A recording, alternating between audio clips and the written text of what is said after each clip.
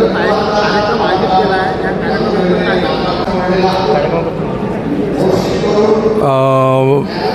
अमरावती उपविभागात असं निदर्शनात आलेलं आहे की माहे, जुलै आणि ऑगस्ट या महिन्यामध्ये सततच्या पावसामुळे सोयाबीन, कापूस आणि संत्रा पिकामध्ये मोठ्या प्रमाणात नुकसान झालेलं आहे आणि त्या अनुषंगाने शेतकऱ्यांना माहिती मिळावी म्हणून कपाशीची खुंटलेली वाढ व त्याच्यावर काय नियोजन करता येईल त्या संदर्भातले आज हा एक विषय ठेवलेला आहे.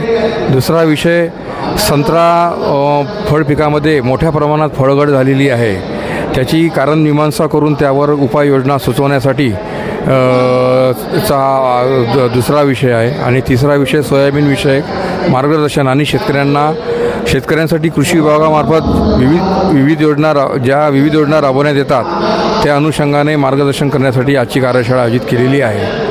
आजचा हा कार्यक्रम तालुका कृषी अधिकारी कार्यालय चांदूर रेल्वे तसेच किसान चौपाल यांच्या संयुक्त विद्यमाने शेतकऱ्यांना कपाशी व संत्रा पिकाबद्दल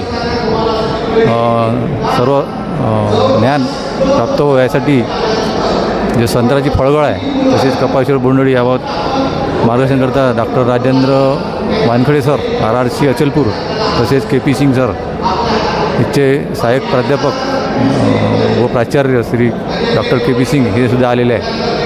आणि सगळ्यात नांदगाव कोंडेश्वर चांदूर रेल्वे व धामणगाव रेल्वे येथील शेतकरी मोठ्या प्रमाणात उपस्थित आहे. शेतकरी ह्या नात्याने आपण काय सांगाल ह्या कार्यक्रमाबद्दल? मी ह्या संत्र्याच्या माहितीकरिता ऐकण्याकरिता आलेलो आहे आणि कपाशीच्या संगोपनाकरिता जे काय सांगायचं आहे विचारायचं आहे त्याच्याकरिता मी इथं आलेलो आहे.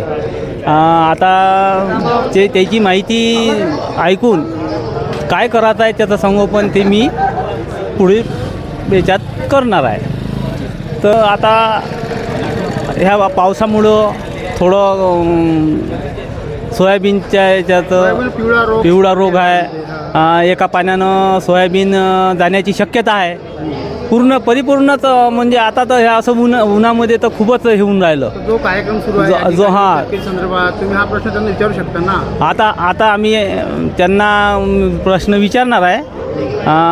याच्यात कसं काय करायचं, गव्हर्नमेंट काय याच्यापासून हे देणार आहे, अनुदान देणार आहे, काय कसं काय करणार आहे याच्याबद्दल आम्ही आता त्यांना विचारपूस करणार आहे. संत्र्याबद्दल काय आता कसं काय संत्र्याला गळ आहे, संत्र्याचं काही अनुदान भेटते का याच्याबद्दल आम्ही कृषी अधिकाऱ्यासोबत बोलणार आहे.